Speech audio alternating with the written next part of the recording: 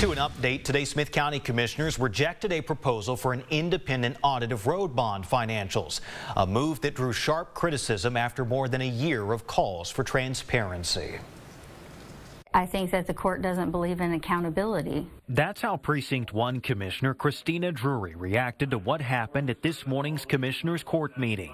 I make a motion. Okay, that's a motion by Commissioner Drury. Do we have a second?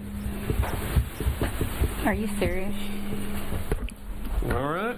Motion dies for lack of a second. Drury was the lone supporter of the $135,000 contract for an independent audit of road bond financials, demanded by conservative PAC Grassroots America, We the People. You can be assured that Grassroots America is not going to move on until taxpayers have answers and there are corrections made to this abject mess. The group first raised concerns last year, claiming to have found a $7 million discrepancy.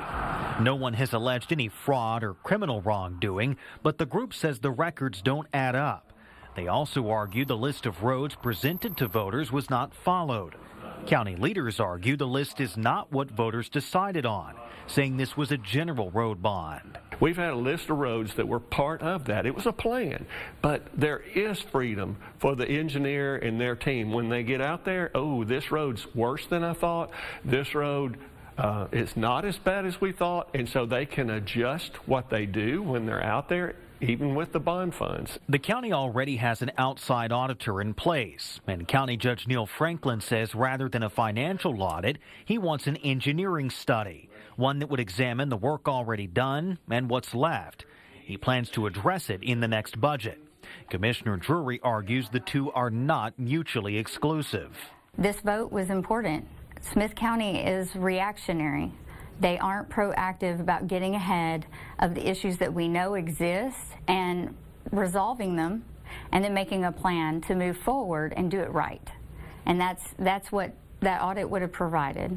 Other commissioners raised concerns that only one firm submitted a bid and questioned whether the audit would produce any new findings. If we're getting into situations where we're going to be discussing it's taken longer than it should have, the roads have cost more than they should have, we already know that. I know that. And tonight, Grassroots America tells us they are not backing off, saying dumping any more tax dollars in the road and bridge without reform is like, and I quote, flushing it down a sewer.